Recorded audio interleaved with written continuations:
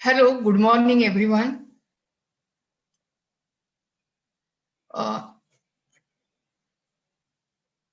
First of all, I'm very much thankful to NES College Lanza for giving me this opportunity to deliver a talk.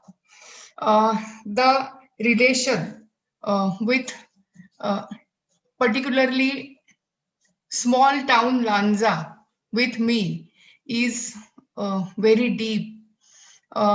It is my native place, and my golden days of life I have spent in Lanza.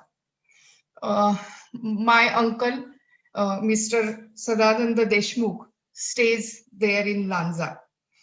I am also well acquainted with one of the management member, very active management member, Mr. Muhammad Rakhangi, because his wife, Ujwala Pawar Rakhangi, was my friend when I was doing my BSc in Ratnagiri College.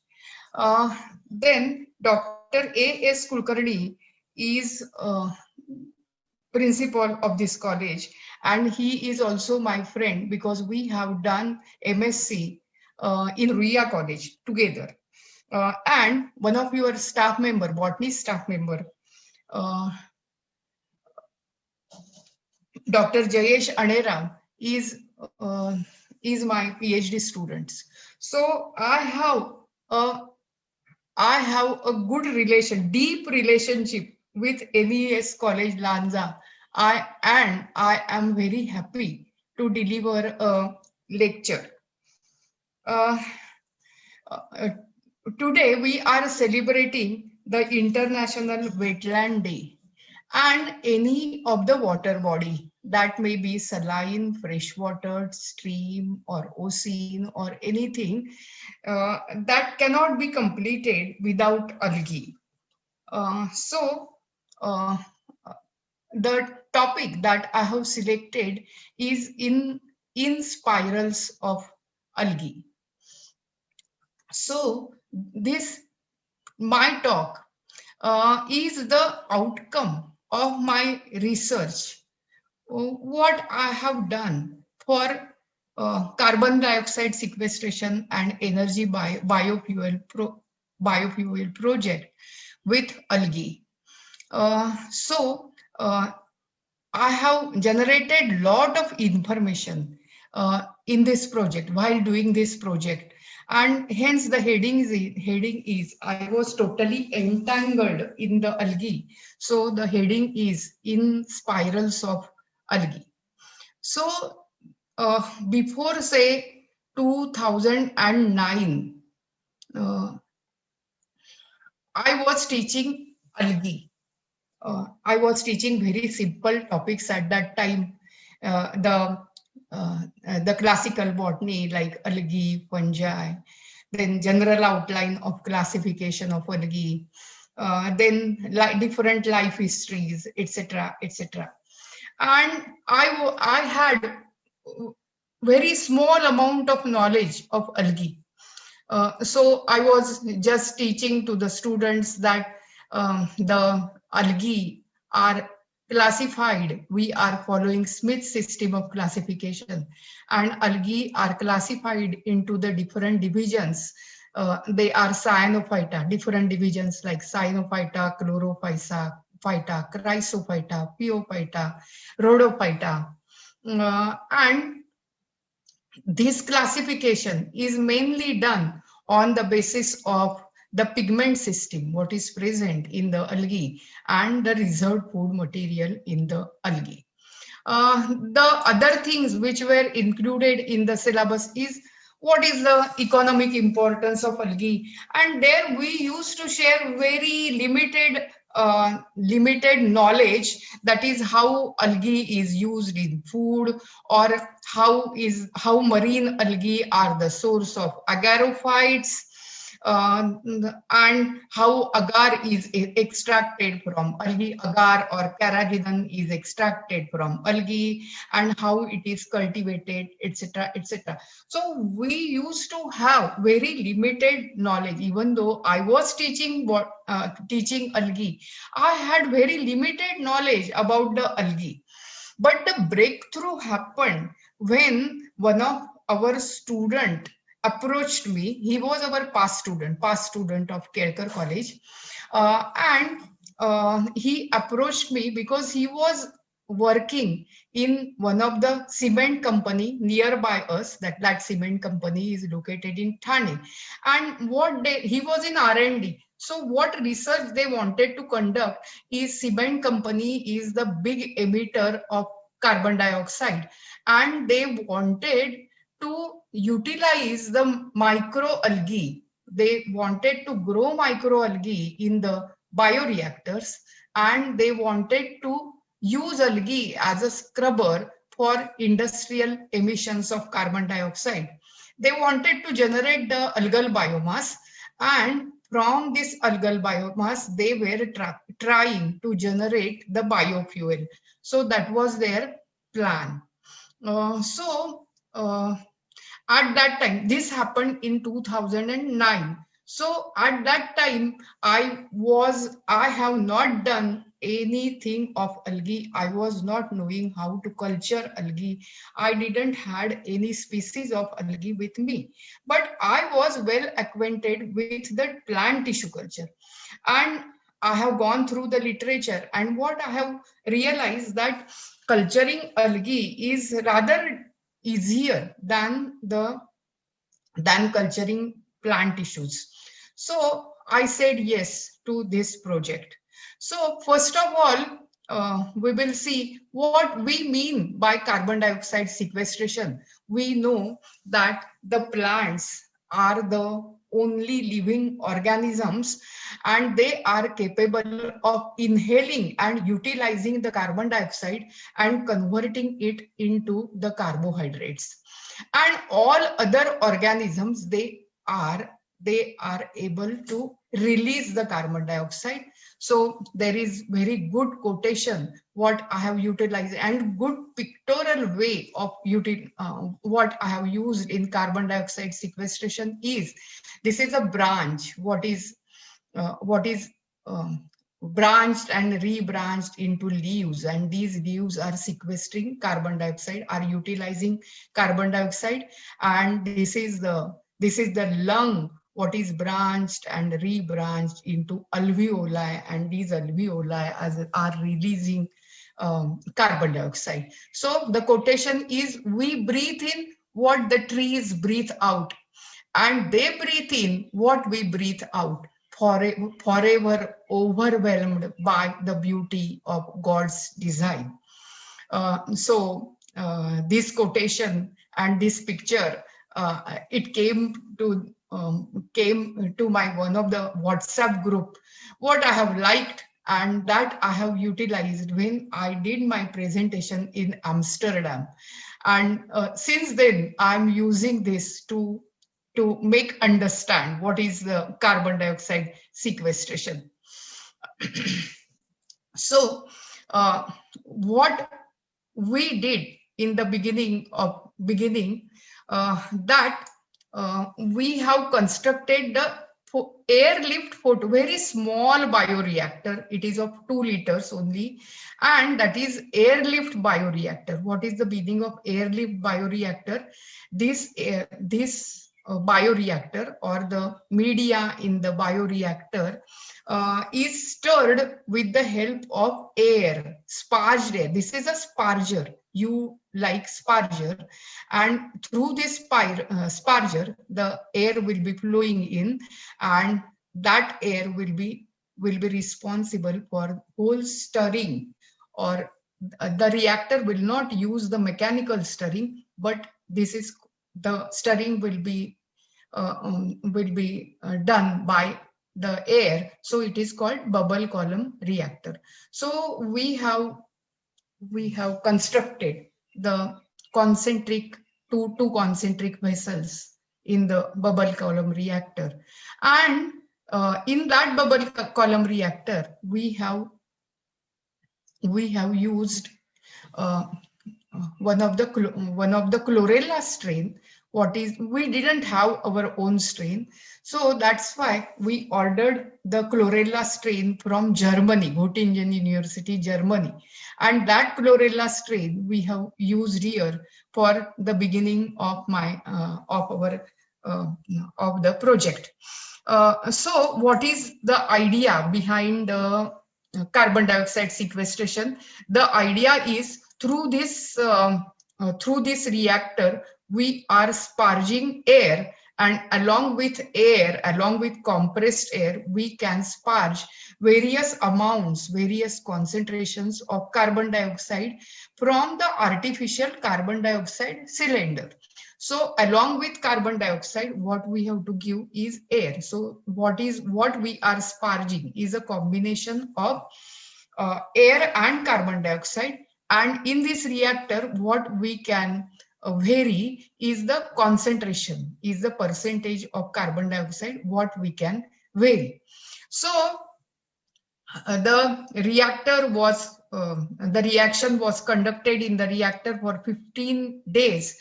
And what we have observed is for all the strains, what we have used, the common phenomenon is seen, that when the reactor is working on ambient concentration of carbon dioxide, means no artificial carbon dioxide was sparged at that time. What is observed is the initial pH of the culture medium is 8.52. And finally, what happens as the algae grows and it is utilizing the dissolved carbon dioxide present in the medium, or dissolved carbonates present in the medium, what is happening because of utilization of carbonates, what is happening is the pH of the medium is increasing. So increase in pH of the medium indicates that carbon dioxide is utilized, the algae is growing, and because of that pH has increased. So you can see here, as we increase the amount of carbon dioxide what is sparged, and at various concentrations, when we have conducted the experiment for 15 days. So you can see when we are adding suppose 9.9% of carbon dioxide, at that time the initial pH was lesser. You can see because of carbon dioxide sparged, what has happened, carbonic acid has been formed, and because of that initial pH of the medium, what was comparatively higher 8, that has reduced to 7. So because of sparging of carbon dioxide, initially the medium pH is lowered, and as the algae will grow and that will utilize the carbonates present in the medium, the pH will increase, but that increase is not much. It is only up to 9 pH. So as we increase the concentration, here the concentration is increased to 16%.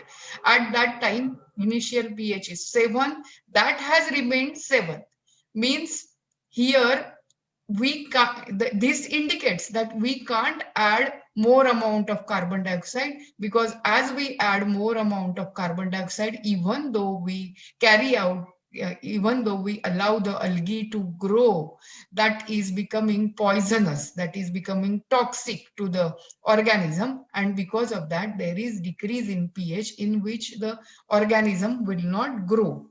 So this 16.67 is the limit for this Limnothrix radici algae, and because of this utilization of carbon dioxide 16.6%, what you can see that there is the increase in the biomass. Now if suppose you pay attention to the increase in the biomass, what you can see is when the carbon dioxide concentration is 0, means no artificial carbon dioxide was supplied at that time, what is the amount of biomass produced? 300 milligrams per liter. As we increase the concentration of carbon dioxide, what will happen?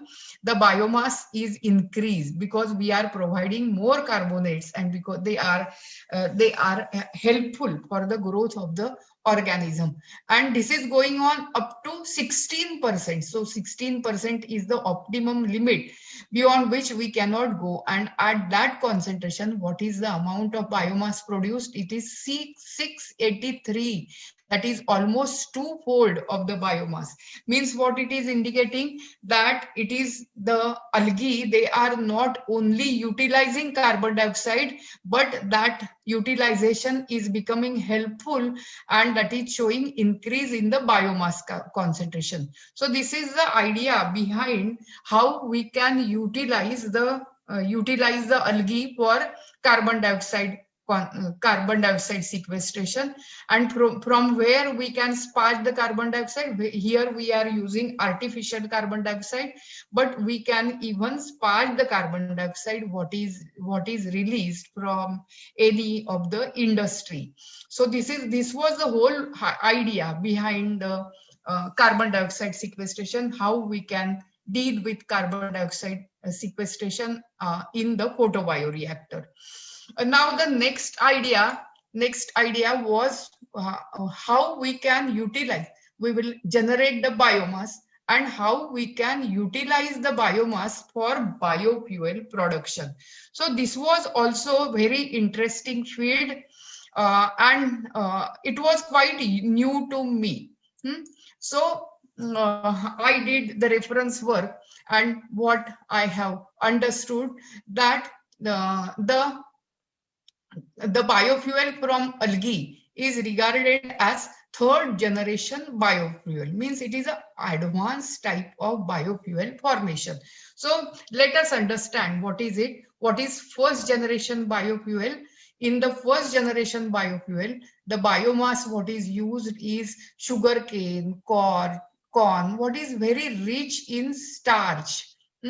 And from that, what we are generating is the biofuel, like bioethanol we can use. So what is the source of biomass here in first generation biofuel?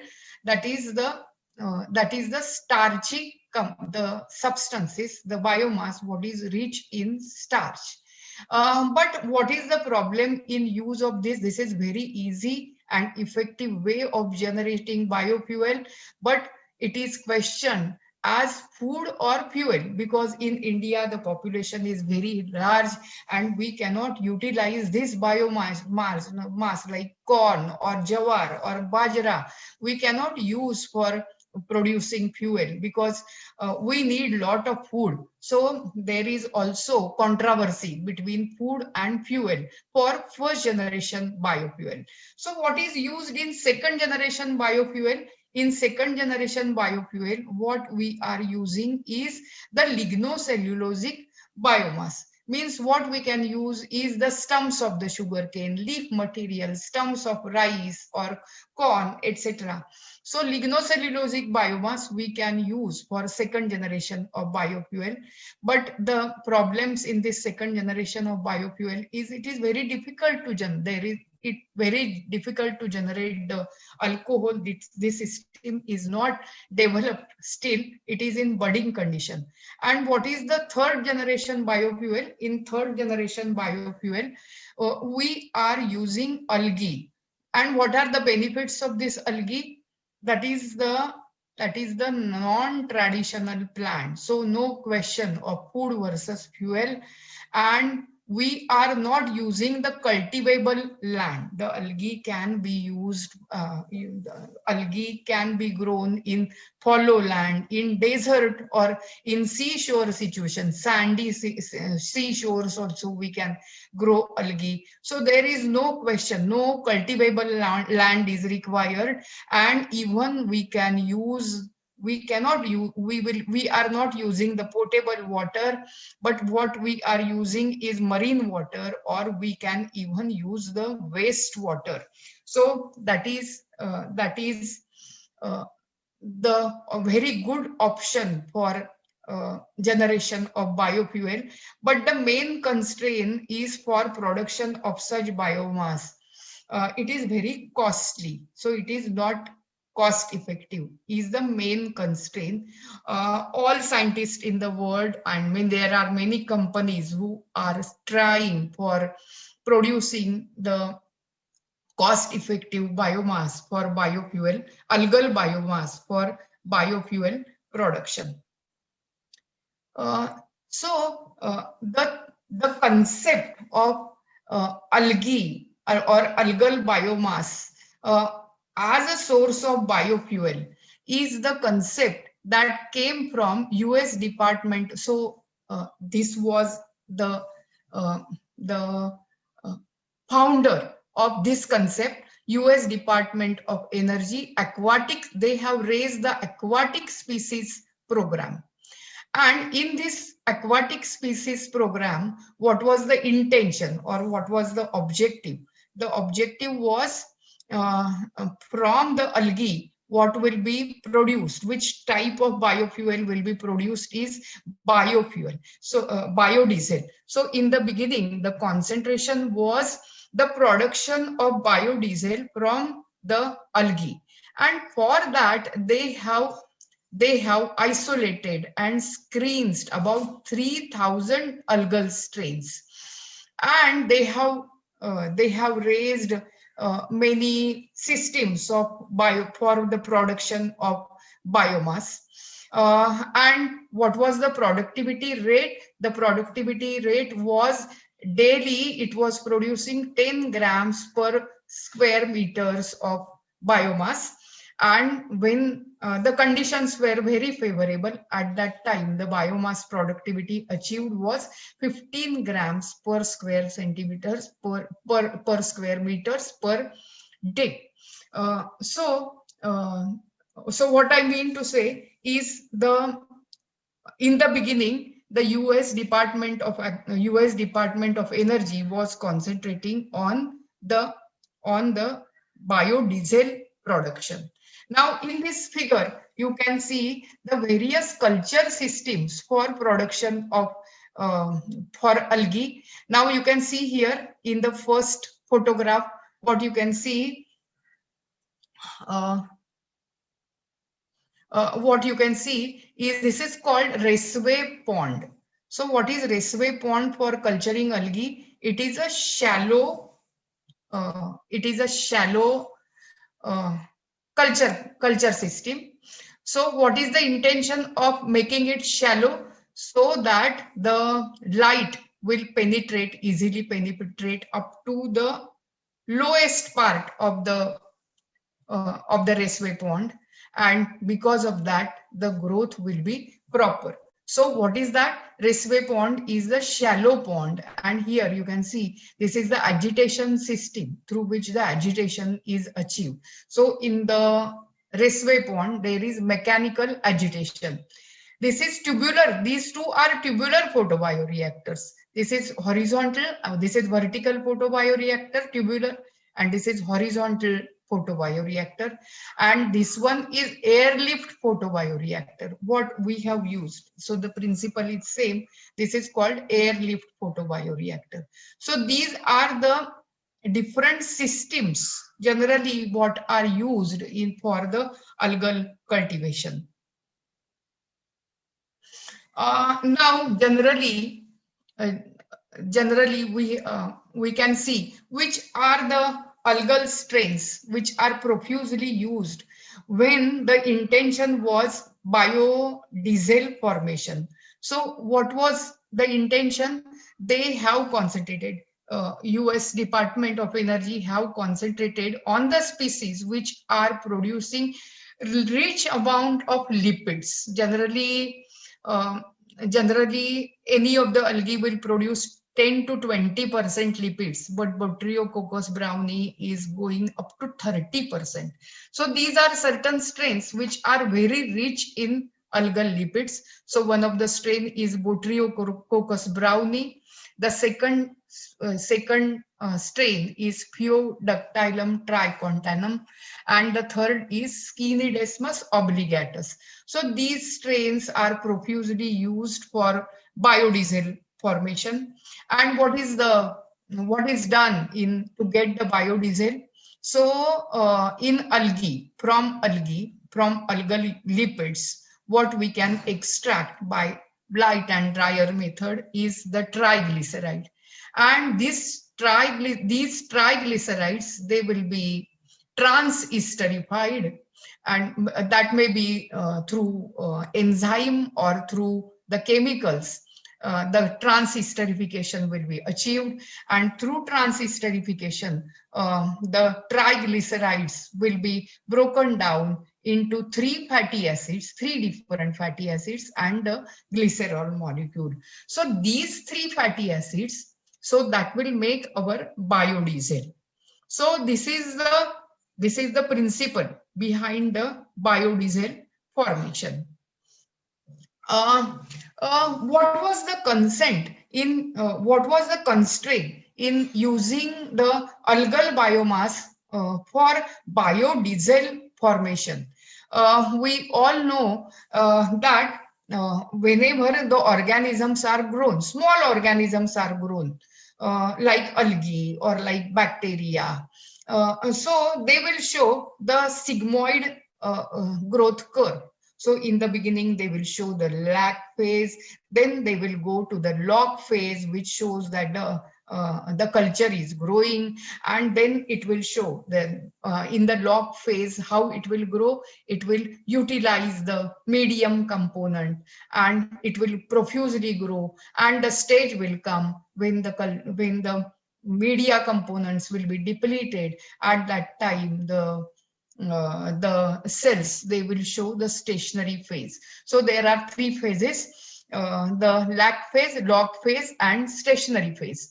Now what is observed is there are certain compounds, for example proteins are there, or there are certain compounds like sugars are there. So these are the primary metabolites, and these primary metabolites, they will be produced by the organism when the organism is growing fast, or it is in the log phase. But what we have observed, that many of the secondary metabolites, for example carotenoids are there, for example lipids are there, or phenolics are there, or alkaloids are there. So they will be produced, means the storage compounds and the secondary metabolites, they will be produced in higher amounts when there will be the stationary phase will be achieved.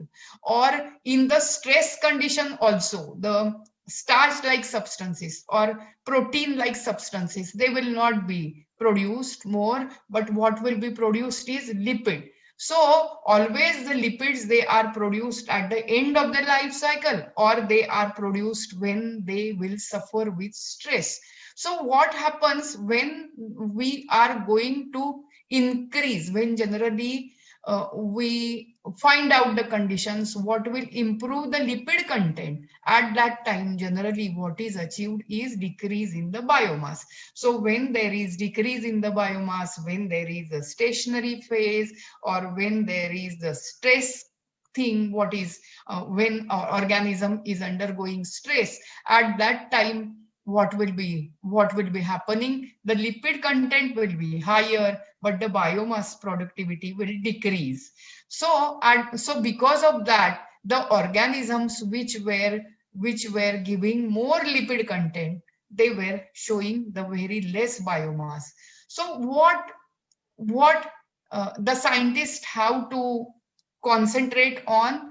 They have to find out the organism that will give the good biomass also, and about 20% of lipid, if suppose it is giving, then also it will give the good good lipid productivity. So instead of what we have to concentrate is lipid productivity. So what is lipid productivity? It will include both things, biomass productivity also and lipid productivity also. And for that, very small chlorophycean organisms, if they are producing very medium type of biomass, lipids, for example, 20% lipids, and good biomass, even they are beneficial.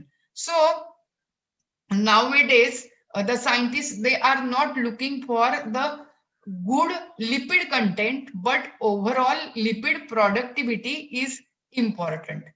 And another thing, what we are following now is we are not producing, we are not concentrating on lipids, or we are not concentrating on the biodiesel production, but we are concentrating on algal biomass. And from that algal biomass, many types of biofuels can be produced. So by fermentation of starch or sugars, what are present in algae, we can go for bioethanol. Then when biomass will be subjected to anaerobic digestion, we will get the biogas.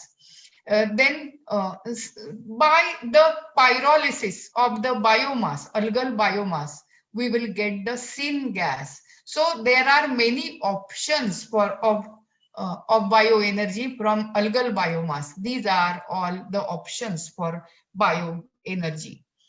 What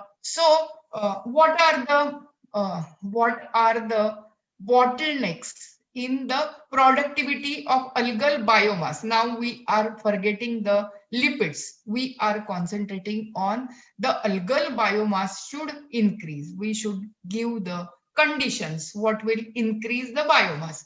So how we can overcome through this difficulty? What are the difficulties? What are the bottlenecks? High cost and low productivity of algal biomass is the main constraint. For that, what we can do is select indigenous species, optimize metabolic engineering, developing the inexpensive culture systems, photobioreactors, even though we are raising, that should be inexpensive. Then recycling of water and nutrients, expenses towards water or expenses towards nutrients should be lesser. You can use wastewater for cultivation, coupling system with carbon dioxide and earn carbon credits, and biorefinery concepts. So these are the few steps what we can to follow to generate the large amount of algal. So the same thing. So keeping all these views in mind, what we have done. So previously, what culture we were using for our bioreactor was the imported culture, that is Chlorella vulgaris from Germany. But then we have realized that that strain of Chlorella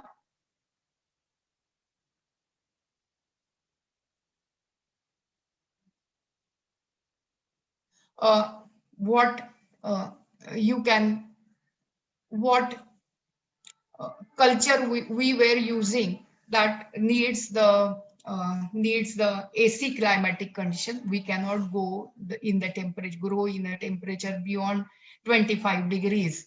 And because of that, what we have decided that we will isolate our own strains. So from where we have isolated the strains is different hot springs. They are situated in Maharashtra. So these names will be familiar with you, to you, because they are very near to you. They are on near Bombay Goa road. So all these are the sources of hot springs from where we have isolated our strains. One is Golavli and Aravli, Golavli and Baragaon Mandir. They are near Khed, and comparatively the temperature of Aravli is lesser. It is having about 45 degrees temperature. Then the temperature of Baragaon Mandir, I think it is more than 70. And Golavli, the temperature is about 60 degrees centigrade. And all these hot springs, they are taken care by the people in the surrounding, and the water is also quite high. So there is no human contaminant thing in this. Nobody takes bath in that except Aravalli, because the temperature is lower. So people take bath, and it is nearby. It is just near the Bombay Goa road. So the water is contaminated in Aravalli, but in Golavli and Baragaon Mandir, they are they are free from any human activity. So we have concentrated mainly on Golavli and Aravalli, Golavli and Baragaon Mandir hot springs, and even some of the strains what we have isolated are from Ganeshpuri near Mumbai. Depending on the temperature, the algal flora varied. So particularly, I wanted to tell you about Golavli and Baragaon Mandir. The temperature was quite high, more than 60, and in Baragaon Mandir it was about 70 degrees.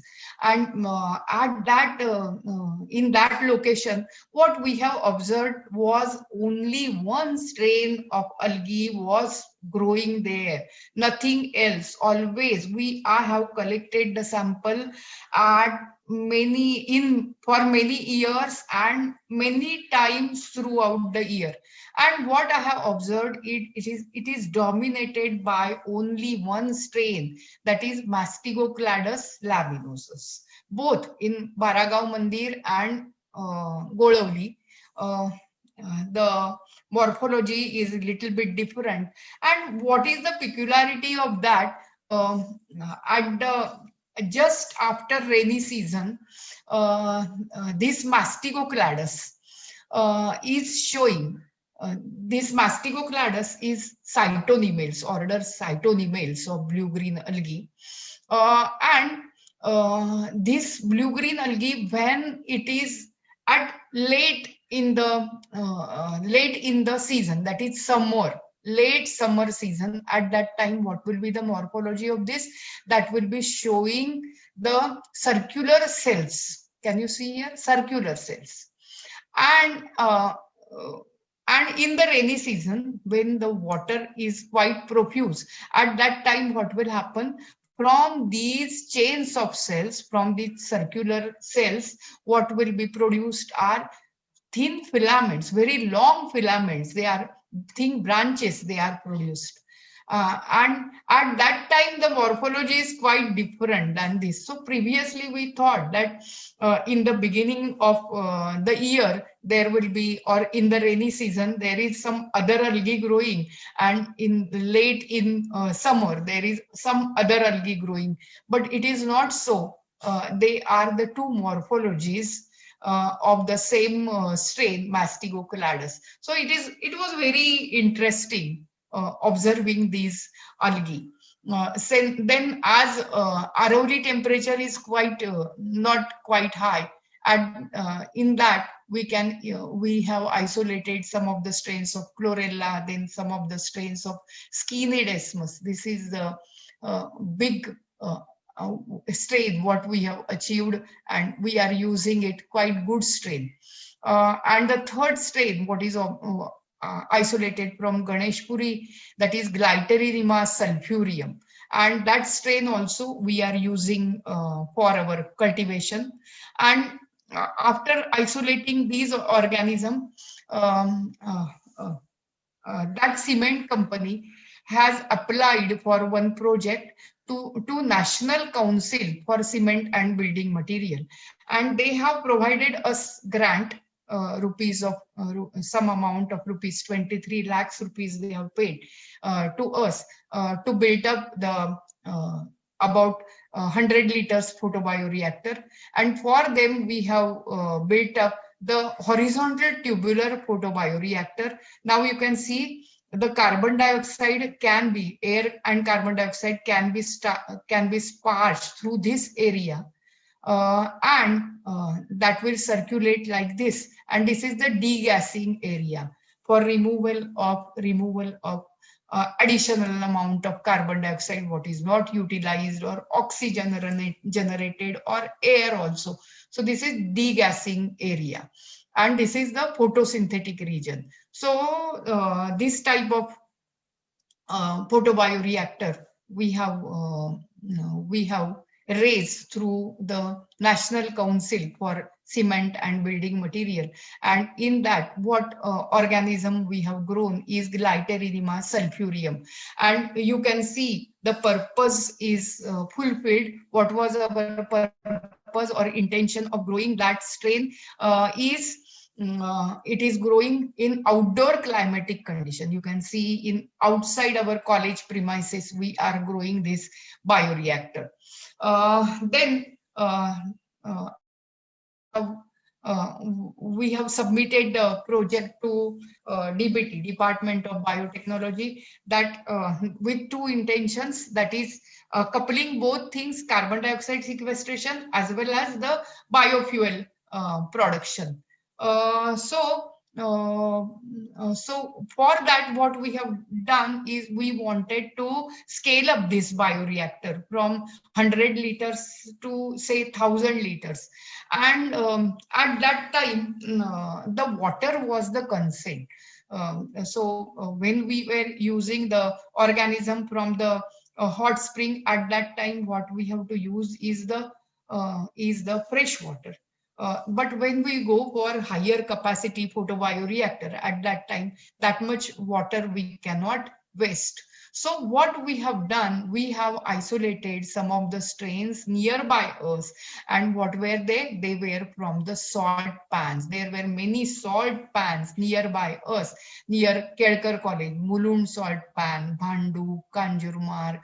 So nearby us, there were many salt pans. And we have visited the salt pans in at different times.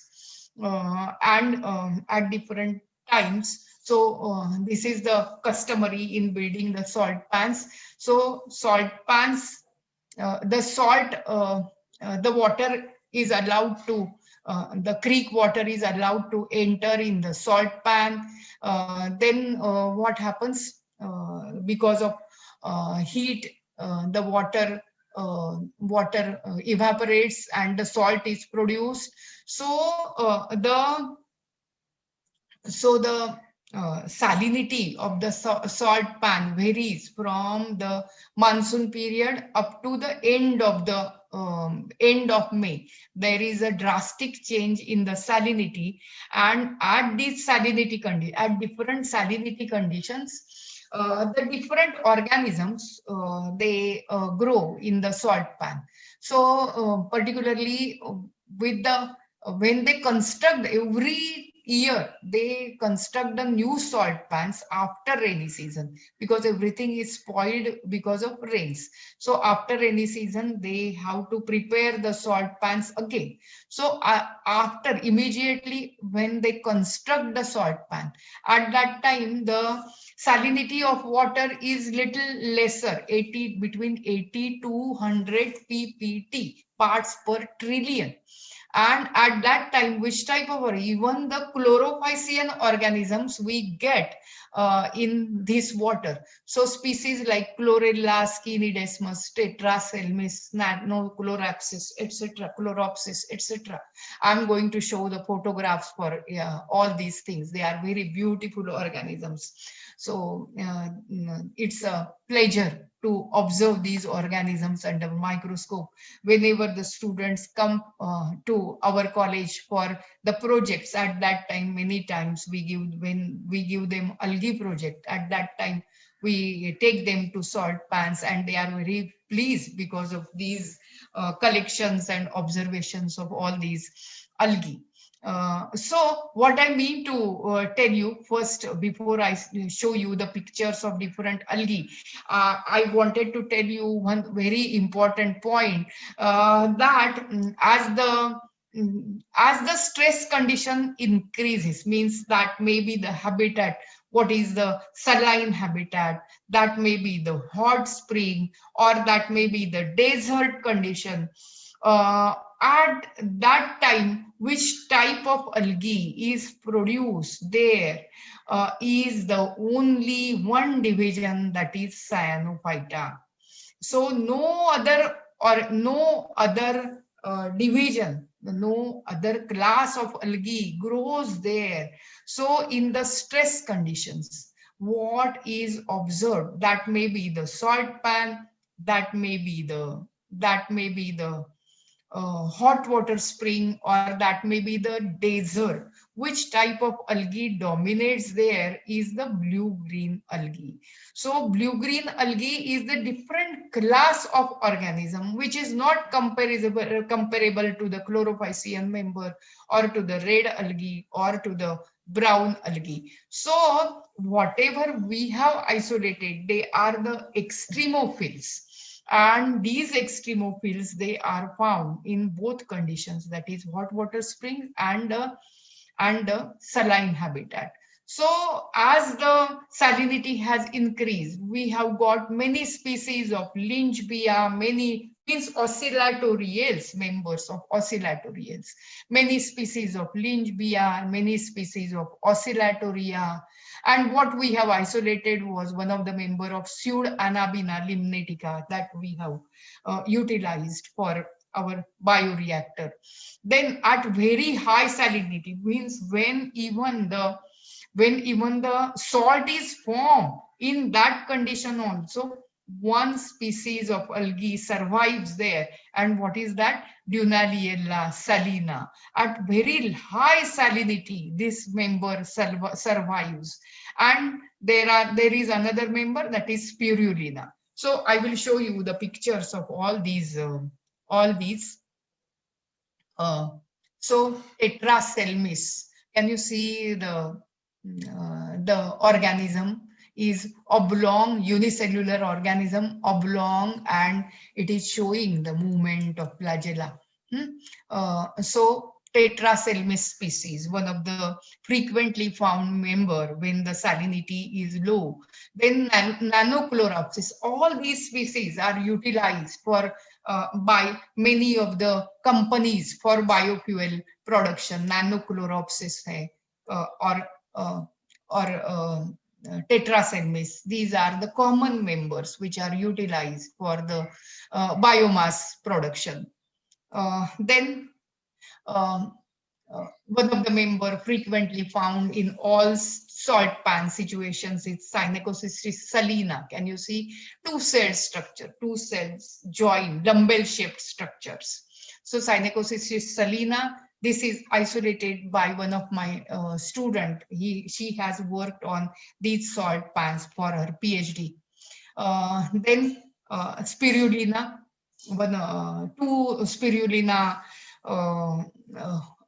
member species we found in our salt pans, and you must be knowing that spirulina is very popular, is the only popular algae, and it is a source of rich protein. Then spirulina tablets are used as nutraceuticals. So well-known algae, you must be knowing that. So two members of spirulina also I got in salt pans. Then the next, what I was talking of, very beautiful member of the salt pan in all salt pans at very high concentration of salt. Also these are found. They are the Dunaliella member. Though Dunaliella belongs to chlorophyceae, you can see in as the salinity increases, how the chlorophyls will decrease and the carotenoids will, the organism will start storing carotenoid in them. The chlorophyll concentration will decrease and the carotenoids will increase, and they will start looking red. And you can see the natural habitat, natural conditions where the whole salt pan or the whole pond is filled with Dunaliella, and it is producing lot of the cells are full of beta carotene, and that is the source of beta carotene, one of the nutrition. From the algae, Pseudo Anabina limnatica, what we have grown in this type of bioreactor. The capacity of the bioreactor is 1,000 liters, and this 1,000 liters bioreactor is segregated into the cubicles of 60 liters, and they are internally connected to each other, and they will form 1,000 liters bioreactor. What was the idea behind this? My student who was working for PhD, he has utilized the various photobioreactors of various sizes, 8 liter, 60 liter, and 250 liters. And in various photobioreactors, we have calculated how much aeration is required, how much light intensity is required, and what we have realized that suppose we built up the reactor which is of very high capacity, 250 liter. At that time, the energy requirement is very high. On the contrary, the biomass produced is not much, but the cost is very high. But 60 liter capacity is the ideal reactor, because the energy requirement or agitation is also not much, and the biomass produced is also good. So we went for 60 liters. So this idea, how the idea behind is our nature is following the same idea. Just see, when our food is digested, it is absorbed in the very small compartments. They are called villi.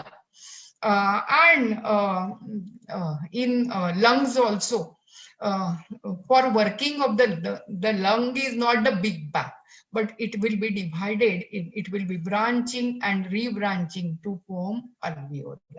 So nature uses the same thing. Instead of using the big reactor system, it is using the same area to increase the area. The area will be divided into different small cubicles, which may be alveoli or which may be bronchi, etc. The same principle we have used here. Instead of using the big bioreactors, we have used the small compartments, means 60 liters, many units of 60 liter bioreactor. This is how we have, for Department of Biotechnology, we have generated the cost-effective photobioreactor, because we were working in natural sunlight, which were reducing the cost of algal production. Then we were using the marine algae. Then we were using very resistant strains. Now, when I have shown you the diagram, how the carbon dioxide is sequestered, at that time, I have shown you as the algae will grow, the pH of the medium drastically increases to even 10 or even 11 pH. At that time, why such organisms were used? Because at lower pH, the other type of organisms, they grow in the medium and they destroy the litters of the reactor systems. So what was the intention? When we work at very high pH, at that time the contaminants or the grazers, unicellular grazers, which eat algae or which graze on algae, that will be very less. That's why we have isolated our indigenous strains, which were very hardy. They were growing at very high pH, very high temperature, and very high light intensity. And to reduce the cost, uh, there is one new concept. What is that concept? That concept is biorefinery concept. So what is that biorefinery concept?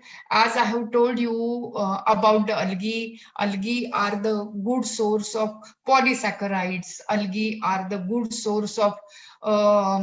source of pigments, or they are the source of fatty acids. About this I will talk now. So they are producing very important compounds.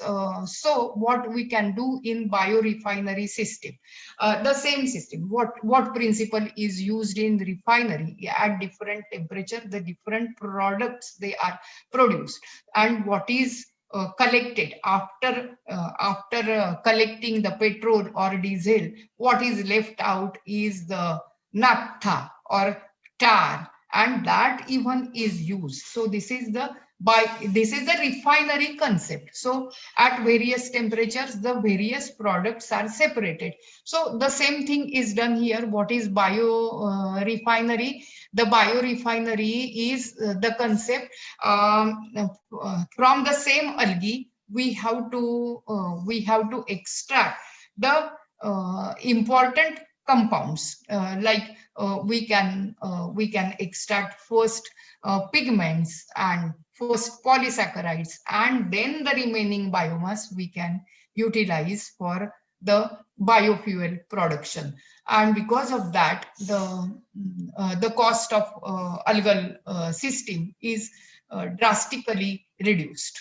So what are the different things we can extract from algae? As I have told you, the algae are good source of pigments like beta carotene. In similar way, the different algae will produce the different fatty acids. I have told you the lipids what are extracted from the algae. They will be trans-esterified, and after trans-esterification, it will produce the fatty acids. But the type of fatty acids the algae will produce will depend on the class. So, what we are interested in, the polyunsaturated long chain fatty acids, because they are, as far as the nutrition is concerned, they have lot of applications. So which type of fatty acids are important nowadays as far as the nutrition, food and nutrition and health is concerned? So there should be omega-3 fatty acids like linoleic acid, or EPA, eicosapentaenoic acid. What is the meaning of eicosapentaenoic acid? It is 20 carbon fatty acid. And how many double bonds are there? You can see 5 double bonds. So it is called eicosapentaenoic because 5 double bonds, 5 unsaturation areas are there. So eicosapentaenoic acid, EPA. These are very well-known long-chain fatty acids, unsaturated fatty acids. And another very well-known unsaturated fatty acid is DHA. You must have heard about that, docosahexaenoic acid. How much is the chain length? Chain length is 22. See, 22. And hexanoic means 6 double bonds. And this DHA is very important. It is used, it has many applications. It is used in baby foods like Complan is there, or many food products, many children used for children, or working ladies or pregnant ladies, it is used. So you must have seen the advertisement, mummy palak paneer खिला रही है लेकिन palak paneer mummy खुद नहीं खा रही है, बहुत कम ले रही है, तो बच्चों ने बाद में क्या किया, उसको बोर्नवीटा पिलाया because it is containing lot of nutrition.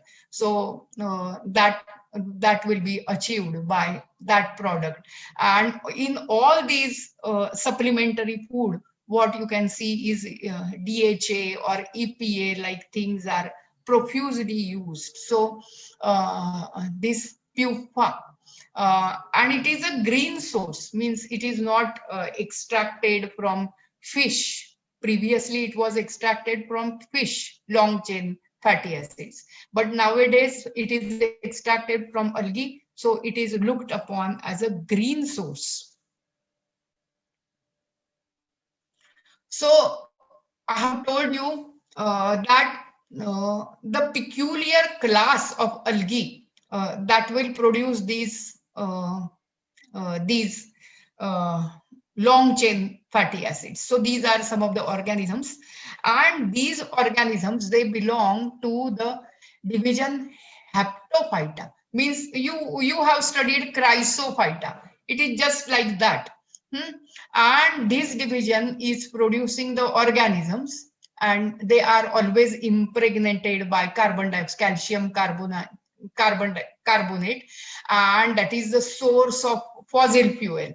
So these algae, that one of the major algae is Pavlova lutheri and Isocrachis galbana. These are the main sources of long chain fatty acids. So you can say here that the divisions like Chrysophyta or brown algae, particularly diatoms or Chrysophyta or Haptophyta, they are rich in long chain fatty acids. Suppose you take into consideration the chlorophysian members, suppose chlorella is there or Skinidesmus is there. Which type of lipids, fatty acids it will produce? It will mainly produce the C16 and C18 fatty acid. The chain length will not go much more higher than C18. So what is the major part of their lipids? That is the C16 and C18. So what I mean to say is, depending on the division, the composition of fatty acids, that also vary. Now, what I wanted to tell you, that which algae we were using is the cyanophycean algae. And the cyanophycean algae, they never have the long chain fatty acids. But what we have observed in the cyanophycean member is these algae, they are the good source of medium chain or short chain fatty acids. And these short chain fatty acids has got importance because of anti-obesity product. So they are looked upon because they will be, if we are using the algal oil, what is not having the long chain fatty acid, it is not having much amount of C18 or C16 fatty acid, but it is having lesser medium chain fatty acid like caprylic acid, capric acid, myristic acid or lauric acid, etc. So what will happen? That will be absorbed very easily in our system, and that will control obesity. And even they are controlling the scalp. We have worked quite a lot on cosmetic products because our college, in Vajay College, we have the good facility of cosmetics, and because of that we have worked on algal products as cosmetics. For that we are looking at it as the scalp inhibitor when we are using the algal oil, which have lesser, which will have higher amount of medium chain fatty acids. So that will reduce the scalp inhibitor. So algae as natural colors, I have already talked about beta carotene, Hematococcus pulvinus, that is astaxanthin, source of astaxanthin, violet colored pigment, big photobioreactor in which astaxanthin is produced. And biorefinery concept. You can see the cost. Cost is very important. You can see why biorefinery concept is important. You can see the cost of phycocyanin is rupees 1745 per only 40 grams. The spirulina capsules, per 60 capsules 1215. Beta carotene 4500 per kg, Astaxanthin 5,500 per kg. Algal oil for scalp nourishment 899 only for 100 ml bottle, only for 100 ml. How much it will be cost effective, how much money you will earn, you can take into consideration. Vegan omega DHA 1477 per only 870 milligrams. And what is the cost of algal biofuel? 646 rupees per liter. And what is the cost of biodiesel? That is only 60 rupees per liter. So now consider what is to be produced. So this is the biorefinery concept. For the algal biofuel, what I will do, I will first extract the active compounds, bioactive, what is very expensive, and then I will utilize the biomass for the biofuel component production. Then only it is cost effective. So biofuel you are doing only as a national objective, and you are earning money because of all these products. So this is the idea behind the biorefinery concept. So being the cyanophycean members, we have isolated many phycocyanins, different pigments of various colors, blue, violet, bluish green, etc. And one of my student, Ashwini, she has prepared lot of food products. Then we have entrapped them to increase the stability in alginate beads, and then we have utilized that in food products or in other cosmetic products. So we have worked quite a lot. And our algae, what we have used in huge photobioreactor, that is glyterinema or pseudanabina, both are good producers of phycocyanin. 7% phycocyanin they are producing, and we are still going on that. I have talked a lot of things about the cost effectivity for biofuel production, and how you can pay more attention to the very important products which are produced from algae. Then I have told you that we have worked quite a lot on the cosmetics, algal cosmetics. I will not talk much about that, because similar type of lecture I'm going to give in Ruparel College, and the title of that talk is algae as a source of pharmaceutical, nutraceuticals, and the cosmeceuticals. And there I will be talking quite a lot about the algal pigments, how they can be used as cosmeceuticals, then how we have extracted the polysaccharides, and how these polysaccharides we have used as the skin rejuvenator or moisturizing agent, etc. So I will be talking very elaboratively at that time, because the time constraint is there. I cannot tell you, but as this lecture was, I wanted to stress different water bodies, and from different water bodies how we have isolated the various strains of algae, and how we have grown them cost effectively, and how we have isolated different products from that algae. So in short, what we have done is in this our intention was carotenoids, when extracted, that will be very much sensitive to the temperature conditions. Means when the carotenoid will be exposed to high sunlight or high temperature, at that time immediately it will degrade. But what is the purpose of carotenoid in the cell?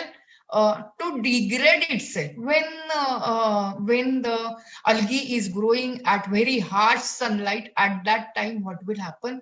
The carotenoid will degrade and it will act as a shield, and it will protect the uh, photosynthetic pigment from degradation. That is the function, and that's why it has to be degraded. It is a function of carotenoid.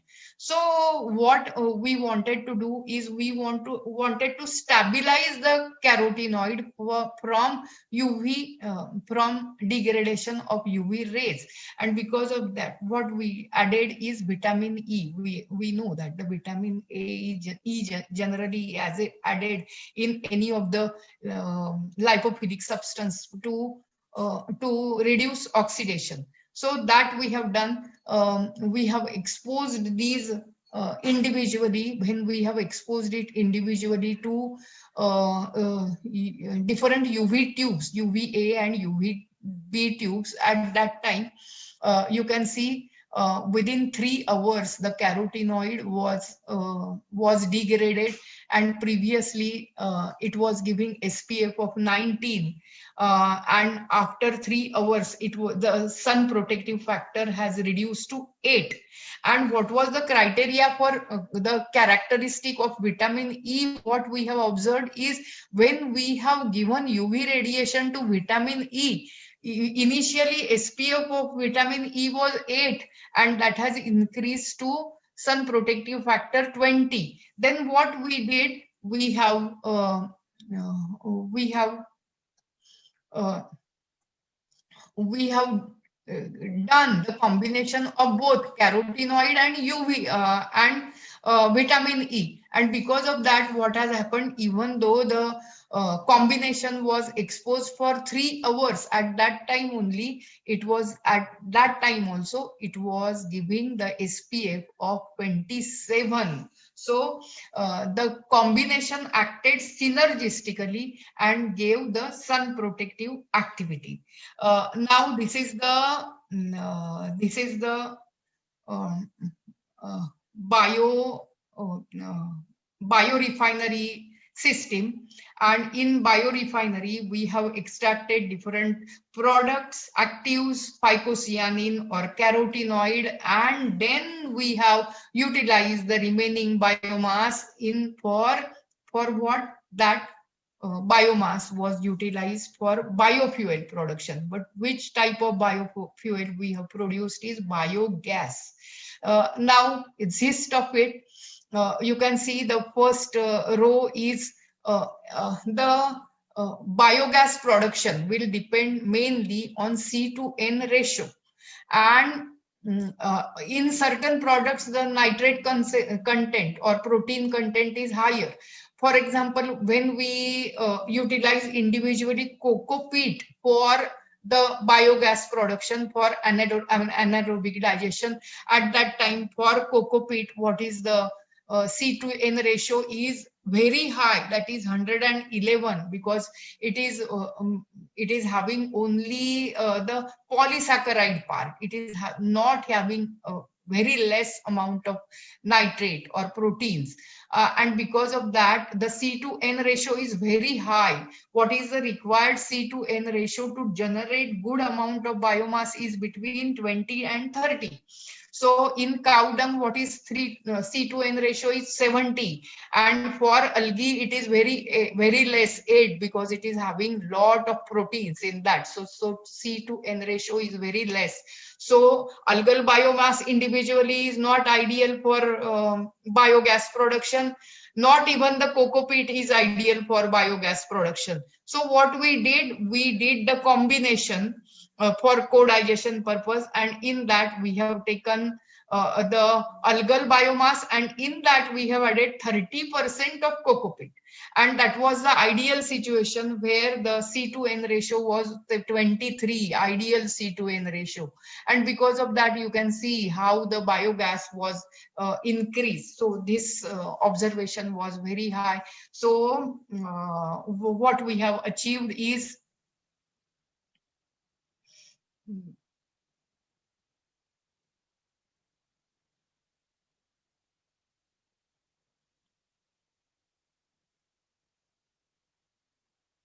So I wanted to show you one diagram. What we have achieved is we have given the carbon dioxide from the bio-CNG plant, and in that we have grown the algae, and these algae were utilized for so many products by biorefinery concept, and remaining biomass again we have utilized for biogas production. So this is how we have completed the whole circle, and this is how our project was completed. DBT project was completed. Now last but not least, the contributors of all this work, all my PhD students. First, Dr. Suvarna Adak, she has isolated the salt, the algal strains from the thermal hot springs, and she has worked on 2 liters very small photobioreactor in the beginning. Now she is working in Reliance Life Sciences on the same project, algal biofuel project. Dr. Anuja Kenekar, she has worked on big bioreactor, 100 liters tubular photobioreactor, and she has worked on phycocyanin production. Now she is in Organica Biotech, one of the company what produces nutraceuticals. Then Kavita Kamath, she is a professor in Pendharkar College, and she has done the great job of isolating halo-tolerant strains of algae from our salt pans. She was a biodiversity girl, so I have given her that problem. Then Mr. Chaitanya Magar, he is very hard-working student of mine, worked on, he has raised the 1,000-liter photobioreactor, very hard work, and now he is working in TERI, the Energy Research Institute, that is in Delhi. Pranita Garud or Tendulkar, she has worked on UV protective formulation, and now she is a teacher in Bombay, Scottish, very rich school in Bombay. Mrs. Ashwini Tribhuvan is an entrepreneur, and she is now selling the cosmetic products. Mr. Sagar Rambia, he is still working on 1,000-liter photobioreactor, and he is working for one of the we had collaboration with one of the company. After my retirement, I had this collaboration with Farm Show, and he is working with Farm Show, and he is still working on algae, various aspects of algae. So without them, this work was not possible. Then funding is very important part. All these are the contributor in funding: National Council for Cement and Building Material, Department of Biotechnology, Biofuel for cost-effective mass cultivation. I am also thankful to management, Kelkar Education Trust. Then I am thankful to very great job done by Sukumar Bhakta, Dr. Sukumar Bhakta. He is in Botanical Survey of India, and he has helped me quite a lot for identification of strains, both from salt pans and the hot springs. And we are also thankful to Primove Engineering, because they have given us the source of carbon dioxide. What was the source of carbon dioxide? The carbon dioxide liberated from that biogas unit. That company is so big company that is situated in Pirangu, Pune, and they provide the biogas to the vehicles. So that is a big company, and they have allowed us to work in their premises, and we have utilized the carbon dioxide emission emitted and separated from the biogas. Methane and carbon dioxide was separated, and they were just releasing the carbon dioxide. That carbon dioxide we have used for our bioreactor. So this is how I have isolated the algal cultures from various water bodies, from hot springs, from the salt pans, and we have generated many compounds what we have utilized as the nutraceuticals, as cosmeceuticals especially. And that was a pleasure. As I was working, I was entangling in spirals of algae, and it was a pleasure since 2009 up to my retirement. And till date, I'm working on this algal project. Now, last part. As I'm giving the lecture to my native land, Lanza. So, though I was staying in Mumbai and I was away from my native land, but always I'm working on my natural strains, what indigenous strains, what I have purposefully isolated from my native land. And I'm proud of it that I could have many of the cosmeceuticals, generate many cosmeceuticals, which I have patented also from the indigenous strains, what I have isolated from my native land. So I will end my talk with one of the quotation in Marathi. पोटासाठी भटकत जरी दूरदेशी फिरेन, मी राजाच्या सदनी अथवा घोर राणी शिरेन. नेवो नेते जडतनुसया दूरदेशा सदैव, राहो चित्ती प्रिय मम परी जन्मभूमी सदैव. With this, I will end my talk, that is spirals in algae.